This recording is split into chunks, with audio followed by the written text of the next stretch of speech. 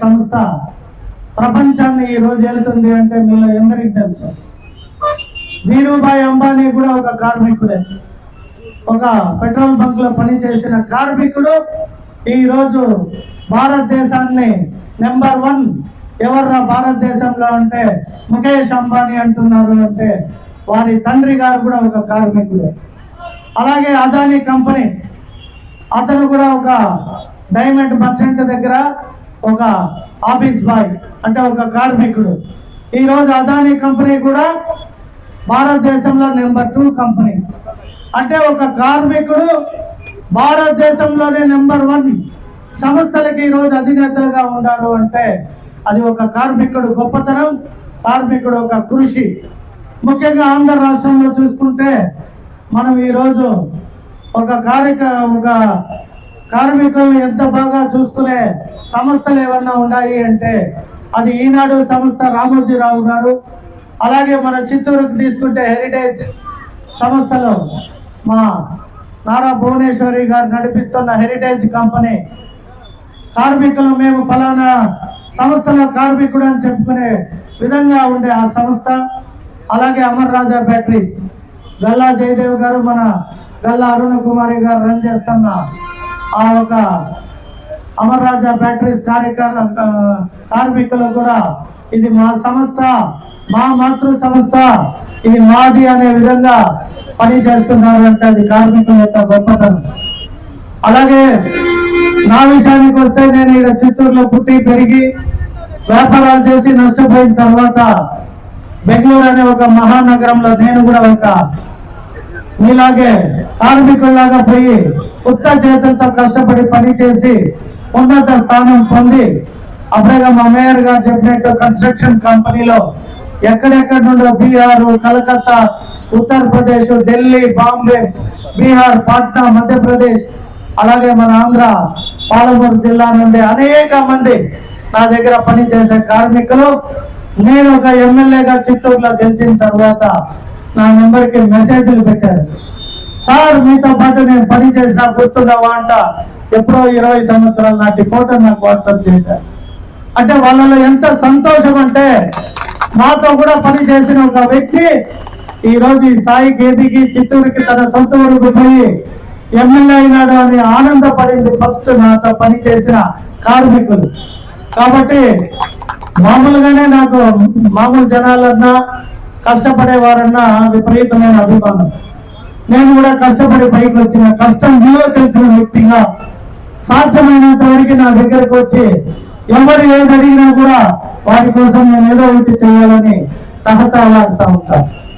అలాగే కార్మికులు ఈరోజు మీకు చెప్తున్నా, ఖచ్చితంగా మీరు అడిగిన మీ సమస్యల్ని మన ముఖ్యమంత్రి గారి దృష్టిలో పెట్టి అసెంబ్లీలో దీనిపైన మాట్లాడి మన ముఖ్యమంత్రి గారిని ఒప్పించి మీరు చెప్పినట్టు ఒక గురజాల జగన్మోహన్ అడిగితే పొద్దునికి ఏదో కలెక్టర్నో, ఆర్టీఓనో, ఎంఆర్ఓనో పట్టుకొని ఎక్కడో డీకేటీనో ఇంకోటో అలాట్మెంట్ చేసేస్తాడు.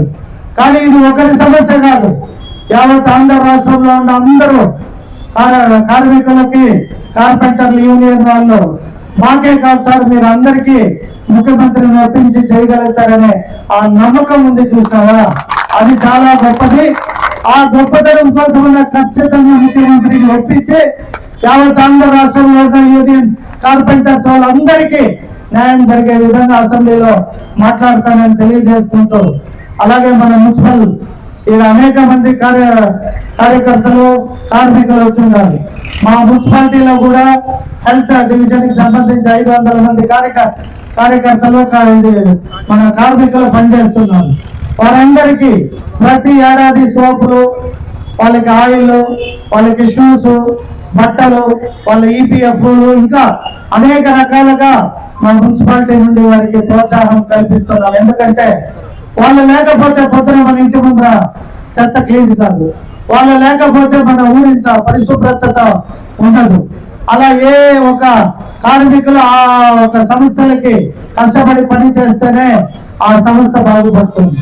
అలాగే రాజకీయాలకు వస్తే మీరు ఎలాగైతే ఒక యూనియన్ ఎలక్ట్రికల్ కావచ్చు, కార్పెంటర్లు కావచ్చు, లేదా మోటార్ బైకులు కావచ్చు, అలాగే టైలర్ యూనియన్ అని చాలా మంది యూనియన్లు వచ్చారు. అలాగే మేము కూడా తెలుగుదేశం పార్టీలో ఒక కార్మికుల్లాగా ఒక కార్యకర్తగా కష్టపడి పని చేస్తే మా ముఖ్యమంత్రి గారు నన్ను గుర్తించి నాకు ఈ అవకాశం ఇచ్చి నన్ను చిత్తూరుకి ఎమ్మెల్యేగా మీ అందరి కోసం పనిచేసే ఆ అవకాశాన్ని ఇచ్చినందుకు జీవితకాలం మా ముఖ్యమంత్రి గారిని ఎప్పుడు నేను గౌరవించుకుంటూ, అలాగే మన పార్టీ మన ప్రభుత్వం అధికారంలోకి వచ్చాక పెళ్లి కానుక ఎవరైతే పిఓసి కార్డు అంటే ఈ మెంబర్లు అయిండారో వారికి 20,000 రూపాయలు పెళ్లి కానుక. అలాగే ప్రస్తావన వచ్చినప్పుడు అంటే మహిళలు ప్రెగ్నెన్సీతో ఉండి ఆ డెలివరీ టైంలో వారి ఖర్చుల కోసం వారికి కూడా ఒక 20,000 రూపాయలు ఆ ఒక కార్మికుడు కుటుంబంలో ఎవరైనా కావచ్చు. అలాగే వారికి ఆరోగ్యం బాగలేకపోయినా ఇతర సమస్యలు వచ్చినప్పుడు 60,000 రూపాయలు ప్రభుత్వం నుండి ఆ కార్డు గుర్తింపు కార్డు ఉన్న వారికి.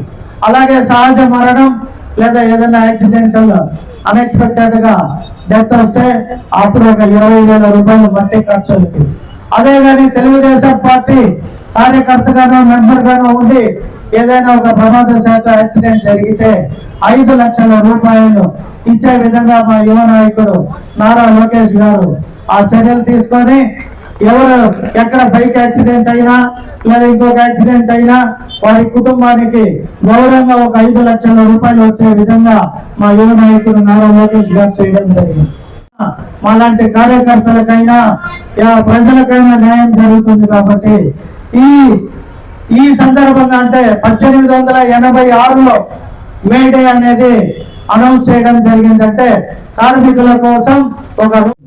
అయితే మన దేశ ప్రధాని నరేంద్ర మోడీ వచ్చిన తర్వాత అనేక మంది వృత్తులకి కార్పెంటర్లకి వారికి కావాల్సిన విధమైన పనిముట్లు, ఎలక్ట్రీషియన్స్ కి ఎలక్ట్రికల్, ప్లంబర్ పనిచేసే వాళ్ళకి ప్లంబింగ్ ఐటమ్స్, అలా అనేక రకాల వృత్తుల వారికి ఆ సామాన్లు ఇప్పించడం నా చేతుల మీదుగా గడిచిన 2 సంవత్సరాలు ఇచ్చినాము. అలాగే ప్రతి సంవత్సరం కూడా విశ్వకర్మ దినోత్సవంగా ఈరోజు పెద్ద ఎత్తున భారతదేశంలో ఈ కార్యక్రమాన్ని జరుపుకుంటాం. కాబట్టి మీ అందరి తరఫున అటు దేశ ప్రధానికి ఇటు మన ప్రియతమ ముఖ్యమంత్రి నారా చంద్రబాబు నాయుడు గారికి అలాగే కార్మిక శాఖ మంత్రి సుభాష్ కూడా మీ అందరి తరఫున ప్రత్యేక ధన్యవాదాలు తెలియజేసుకుంటూ, ఇటువంటి అవకాశం ఇచ్చిన మీ అందరికీ ఎల్లవేళలా ఎప్పుడు కూడా ఎటువంటి కష్టం వచ్చినా కూడా మీరు నిర్భయంగా నా దగ్గరికి రండి. సాధ్యమైనంత వరకు మీ సమస్యల పట్ల ప్రయత్నం చేసి పరిష్కరించే విధంగా ముందుకు పోతామని తెలియజేసుకుంటూ, మేడే సందర్భంగా కార్మికులకు మరొక్కసారి హృదయపూర్వకంగా మీకు అందరికీ